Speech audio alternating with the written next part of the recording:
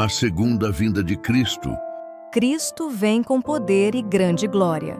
Vem com sua própria glória e com a glória do Pai. Vem com todos os santos anjos. Surge logo no Oriente uma pequena nuvem negra, aproximadamente do tamanho da mão de um homem. É a nuvem que rodeia o Salvador e que, à distância, parece estar envolta em trevas. O povo de Deus sabe ser esse o sinal do Filho do Homem. Em solene silêncio, fitam-na enquanto se aproxima da terra, mais e mais brilhante e gloriosa, até se tornar grande nuvem branca, mostrando na base uma glória semelhante ao fogo consumidor e encimada pelo arco-íris do concerto. À sua volta, milhares e dezenas de milhares de anjos cantam a mais adorável canção. Sobre ela, assenta-se o Filho do Homem. Por entre as vacilações da terra, o clarão do relâmpago e o ribombo do trovão, a voz do Filho de Deus chama os santos que dormem. Ele olha para a sepultura dos justos e, levantando as mãos para o céu, brada: Despertai, despertai, despertai, vós que dormis no pó, e surgi. Todos saem do túmulo com a mesma estatura que tinham quando ali entraram. Adão, que está em pé entre a multidão dos ressuscitados, é de grande altura e formas majestosas, de estatura pouco menor que o Filho de Deus. Apresenta assinalado contraste com o povo das gerações posteriores. Sob este único ponto de vista, se revela a grande degeneração da raça. Todos, porém, surgem com a vivacidade e vigor de eterna juventude. As formas mortais, corruptíveis, destituídas de beleza, poluídas pelo pecado, tornam-se perfeitas, belas e imortais. Todos os defeitos e deformidades são deixados no túmulo. Ele morreu por nós e ressuscitou em nosso favor, a fim de que pudéssemos sair da sepultura para um glorioso companheirismo com os anjos celestiais, encontrar-nos com nossos entes queridos e reconhecer-lhes a fisionomia, pois a semelhança com Cristo não destrói sua imagem, mas a transforma à gloriosa imagem dele. Todos os santos ligados aqui por laços familiares conhecerão ali uns aos outros. Os justos vivos são transformados num momento, num abrir e fechar de olhos. A voz de Deus foram eles glorificados, agora tornam-se imortais, e com os santos ressuscitados são arrebatados para encontrar seu Senhor nos ares. Os anjos ajuntarão os seus escolhidos, desde os quatro ventos, da extremidade da terra até a extremidade do céu. Criancinhas são levadas pelos santos anjos aos braços de suas mães. Todos nós entramos na nuvem e estivemos 7 dias ascendendo para o mar de vidro, aonde Jesus trouxe as coroas, e com sua própria destra as colocou sobre nossa cabeça. Deu-nos harpas de ouro e palmas de vitória. Satanás e os anjos maus são confinados à terra. A terra inteira se parece com um deserto assolado. As ruínas das cidades e vilas destruídas pelo terremoto, árvores desarraigadas, pedras irregulares lançadas pelo mar ou arrancadas da própria terra, espalham-se pela superfície, enquanto vastas cavernas assinalam o lugar em que as montanhas foram separadas de sua base. Aqui deverá ser a morada de Satanás com seus anjos maus durante 1000 anos. Restrito à terra, andará de um lado para outro em sua arrebentada superfície, para observar os efeitos de sua rebelião contra a lei de Deus. Durante 1000 anos, poderá desfrutar dos resultados da rebelião que provocou. Não terá acesso a outros mundos, para tentar e molestar os que jamais caíram. Quando chegarmos ao céu, vi então um inumerável exército de anjos trazerem da cidade gloriosas coroas com nomes escritos, uma para cada santo. Pedindo Jesus as coroas aos anjos, apresentaram-nas a ele, e com sua própria destra, o adorável Jesus as colocou sobre a cabeça dos santos. Do mesmo modo, os anjos trouxeram as harpas, e Jesus as apresentou também aos santos. os anjos dirigentes desferiram em primeiro lugar o tom, e então todas as vozes se alçaram em louvor grato e feliz, e todas as mãos deslizaram habilmente sobre as cordas da harpa, originando uma música melodiosa, com acordes abundantes e perfeitos. Vi então Jesus conduzir a multidão dos remidos à porta da cidade.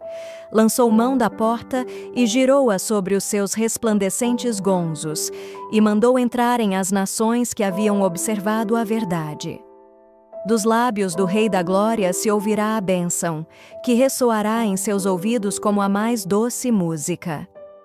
Vinde, benditos de meu Pai, possuí por herança o reino que vos está preparado desde a fundação do mundo. Assim os remidos receberão as boas-vindas às mansões que Jesus está preparando para eles. Ali não serão companheiros dos vis da terra, mas daqueles que, através do auxílio divino, formaram caráter perfeito. Cada tendência pecaminosa, cada imperfeição terá sido removida pelo sangue de Cristo. A excelência e brilho de sua glória, muito mais intensos que o esplendoroso sol do meio-dia, lhes são imputados. A beleza moral e a perfeição do caráter de Cristo brilha através deles com um fulgor mais intenso que o esplendor externo. Acham-se imaculados diante do grande trono branco, compartilhando da dignidade e privilégios dos anjos. Os redimidos encontrarão e reconhecerão aqueles que, por seu intermédio, foram conduzidos ao Salvador. Que abençoada conversa terão com estas almas. Eu era um pecador, dirá alguém, sem Deus e sem esperança no mundo, e você apareceu para atrair minha atenção ao precioso Salvador como minha única esperança. Outros dirão, eu era pagão em terras estranhas. Você deixou seus amigos e lar confortável, vindo para ensinar-me como conhecer a Jesus e nele crer como único Deus verdadeiro. Destruí meus ídolos e adorei a Deus. Agora posso vê-lo face a face. Estou salvo, eternamente salvo, para contemplar aquele a quem amo. Outros expressarão gratidão para com os que nutriram o faminto e vestiram o nu. Quando o desespero inundava minha alma de incredulidade, o Senhor enviou você para falar-me palavras de esperança e conforto. Você atendeu minhas necessidades físicas e me trouxe alimento. Abriu-me a palavra de Deus, fazendo-me despertar para as minhas necessidades espirituais. Você me tratou como a um irmão. Simpatizou comigo nas minhas tristezas, restaurando-me a alma ferida e machucada, de modo que eu pudesse alcançar a mão de Cristo estendida para salvar-me. Em minha ignorância, você teve paciência comigo, ensinando-me que eu tinha no céu um Pai que cuida de mim. Você leu para mim as preciosas promessas da Palavra de Deus. Você inspirou-me fé em sua capacidade para salvar-me. Meu coração foi abrandado, subjugado, quebrantado, à medida que eu contemplava o sacrifício de Cristo por mim. Aqui estou, salvo, eternamente salvo, para viver em sua presença, e para louvá-lo por haver dado a sua vida por mim. Quão grande regozijo será para estes remidos encontrar-se e saudar aqueles que antes tiveram preocupação pela salvação deles. O julgamento durante o milênio. Durante os 1000 anos entre a primeira e a segunda ressurreição, ocorrerá o julgamento dos ímpios. Daniel declara que, ao vir o ancião de dias, o juízo foi dado aos santos do Altíssimo. Nessa oportunidade, os santos reinarão como reis e sacerdotes diante de Deus. João, em Apocalipse, diz: Vi tronos, e assentaram-se sobre eles aqueles a quem foi dado o poder de julgar. Eles serão sacerdotes de Deus e de Cristo e reinarão com ele 1000 anos. Também Satanás e os anjos maus serão julgados por Cristo e seu povo. A terceira vinda de Cristo. Ao fim dos 1000 anos, Cristo volta novamente à terra. É acompanhado pelo exército dos remidos e seguido por um cortejo de anjos. Descendo com grande majestade, ordena aos ímpios mortos que ressuscitem para receber a condenação. Surgem estes como um grande exército, inumerável como a areia do mar. Que contraste com aqueles que ressurgiram na primeira ressurreição! Os justos estavam revestidos de imortal juventude e beleza. Os ímpios trazem os traços da doença e da morte. Todos os olhares daquela vasta multidão se voltam para contemplar a glória do Filho de Deus. A uma voz, o ajuntamento dos ímpios exclama: Bendito o que vem em nome do Senhor. Não é o amor para com Jesus que inspira esta declaração. É a força da verdade que faz brotar involuntariamente essas palavras de seus lábios. Os ímpios saem da sepultura tais quais a ela baixaram, com a mesma inimizade contra Cristo e com o mesmo espírito de rebelião. Não terão um novo tempo de graça no qual remediar os defeitos da vida passada. Para nada aproveitaria isso. Uma vida inteira de pecado não lhes abrandou o coração. Um segundo tempo de graça, se lhes fosse concedido, seria ocupado, como foi o primeiro, em se esquivarem aos preceitos de Deus e contra ele incitarem rebelião. Cristo desce sobre o Monte das Oliveiras, donde depois de sua ressurreição ascendeu e onde anjos repetiram a promessa de sua volta. E naquele dia estarão os seus pés sobre o Monte das Oliveiras, que está defronte de Jerusalém para o Oriente, e o Monte das Oliveiras será fendido pelo meio, e haverá um vale muito grande. Olhamos então para cima e vimos a formosa cidade, com 12 fundamentos, 12 portas, 3 em cada lado, e um anjo em cada porta. Exclamamos então: a cidade, a grande cidade, está descendo de Deus, do céu. Ela desceu com todo o seu esplendor e glória resplandecente, situando-se na grande planície que Jesus preparara para ela. Agora Satanás se prepara para a última e grande luta pela supremacia. Enquanto despojado de seu poder e separado de sua obra de engano, o príncipe do mal se achava infeliz e abatido.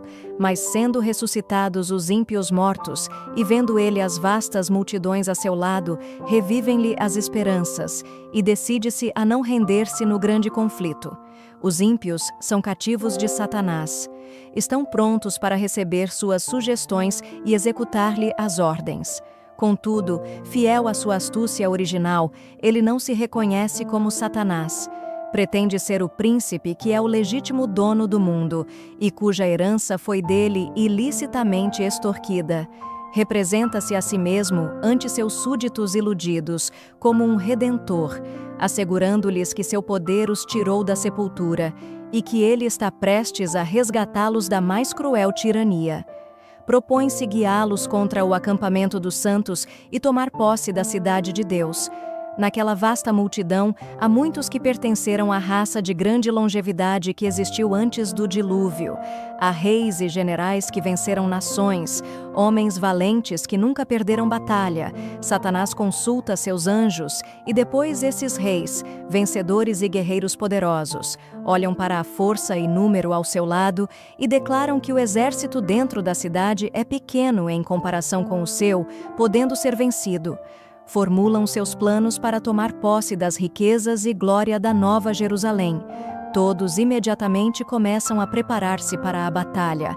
Hábeis artífices constroem petrechos de guerra. Chefes militares, famosos por seus êxitos, arregimentam em companhias e divisões as multidões de homens aguerridos. Finalmente é dada a ordem de avançar, e o inumerável exército se põe em movimento. Satanás, o mais forte dos guerreiros, toma a dianteira e seus anjos unem as forças para esta luta final.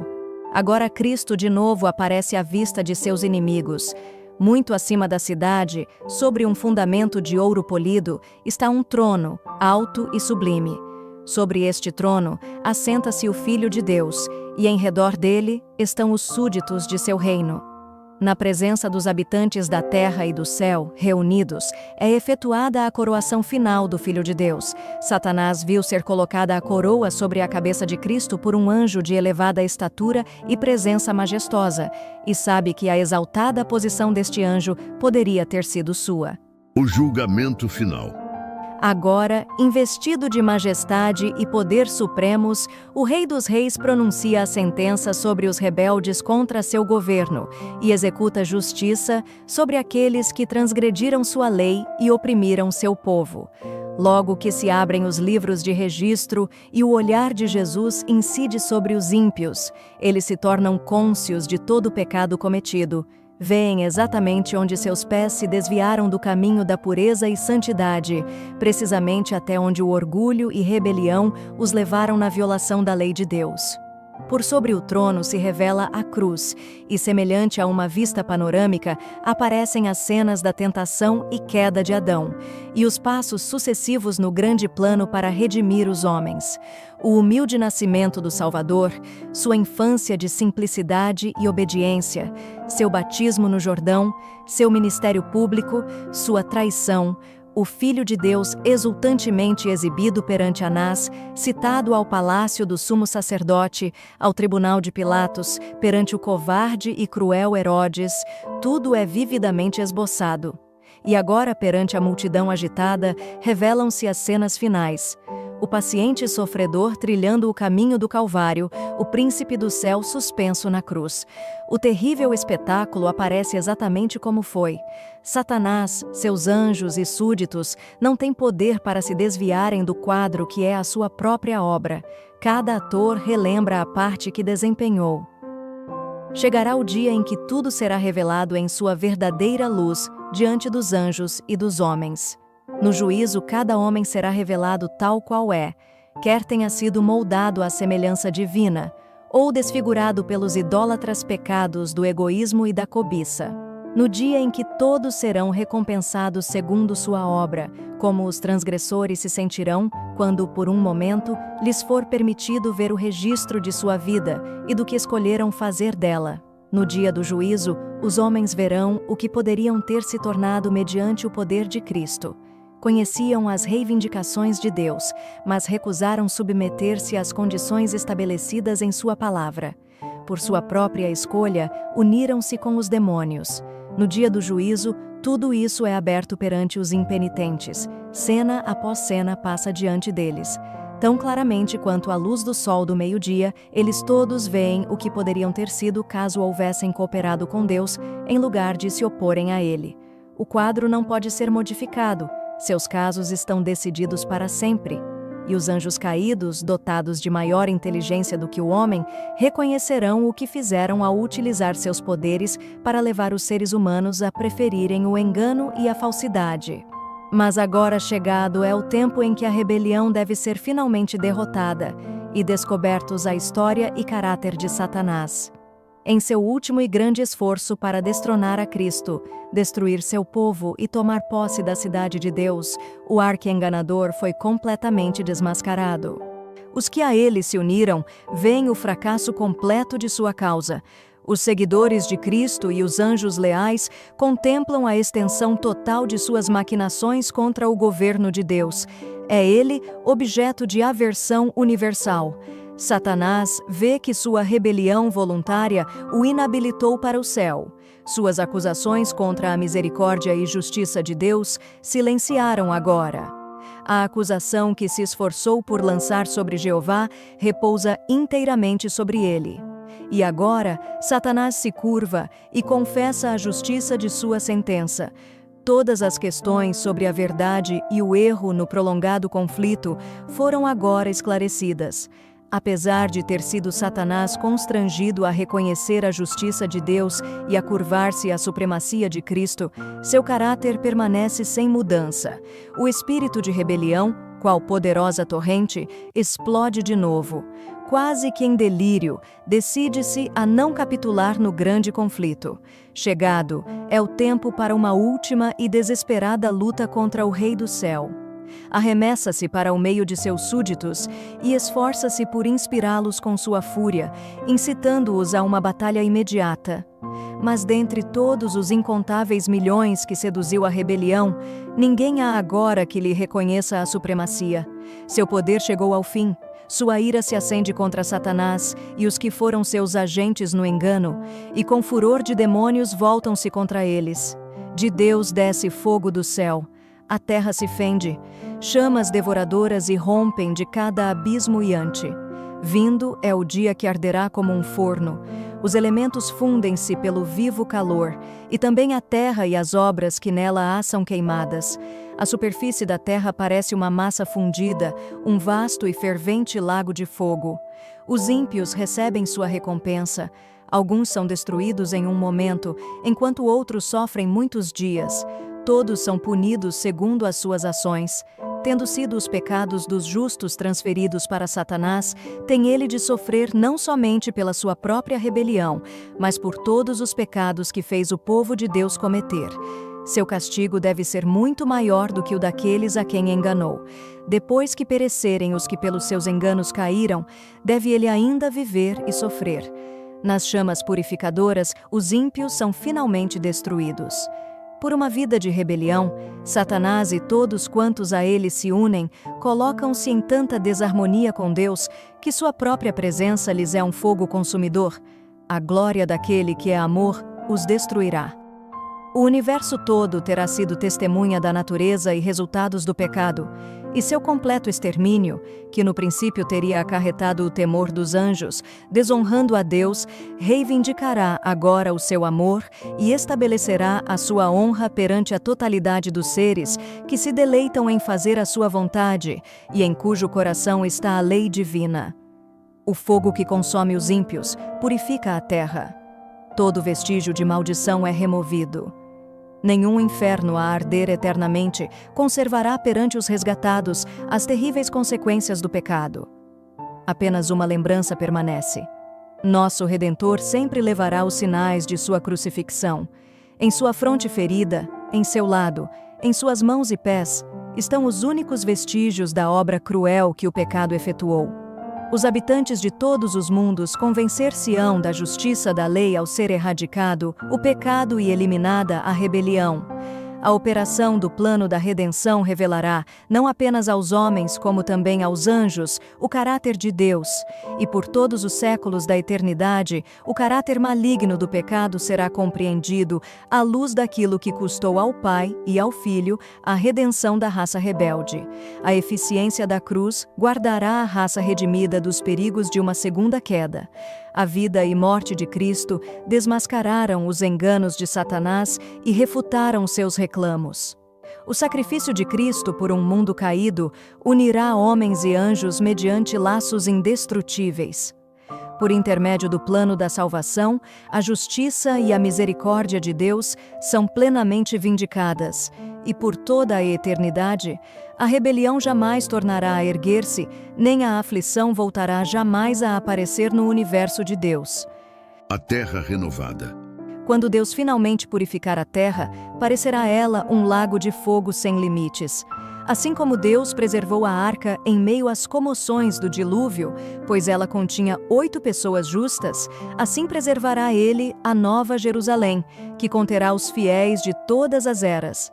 Embora a terra inteira, com exceção da parte em que a cidade repousa, esteja envolta num mar de fogo líquido, a cidade será poupada como foi a arca, por um milagre do Todo-Poderoso. Não sofrerá qualquer dano em meio aos elementos devoradores. A nova terra e nossa eterna herança. No plano da salvação há alturas e profundezas que a própria eternidade jamais poderá compreender completamente, maravilhas para as quais os anjos desejam atentar.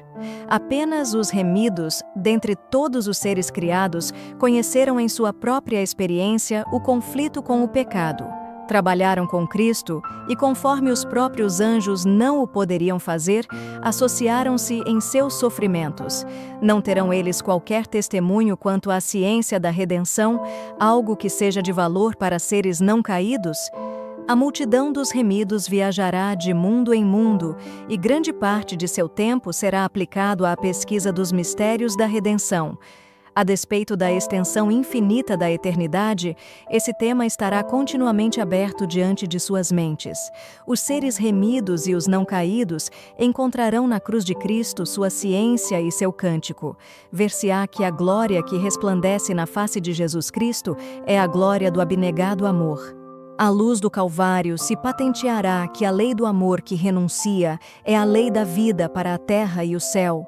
Que o amor que não busca os seus interesses tem sua fonte no coração de Deus, e que no manso e humilde Jesus se manifesta o caráter daquele que habita na luz inacessível ao homem. E ao transcorrerem os anos da eternidade, trarão mais e mais abundantes e gloriosas revelações de Deus e de Cristo. Assim como o conhecimento é progressivo, também o amor, a reverência e a felicidade aumentarão. Quanto mais aprendem os homens acerca de Deus, mais lhe admiram o caráter. Ao revelar-lhes Jesus as riquezas da redenção e os estupendos feitos do grande conflito com Satanás, a alma dos resgatados fremirá com mais fervorosa devoção e com mais arrebatadora alegria dedilharão as harpas de ouro. E milhares de milhares e milhões de vozes se unem para avolumar o potente coro de louvor. O grande conflito terminou. Pecado e pecadores não mais existem. O universo inteiro está purificado. Uma única palpitação de harmonioso júbilo vibra por toda a vasta criação. Daquele que tudo criou emanam vida, luz e alegria por todos os domínios do espaço infinito. Desde o minúsculo átomo até ao maior dos mundos, todas as coisas, animadas e inanimadas, em sua serena beleza e perfeito gozo, declaram que Deus é amor.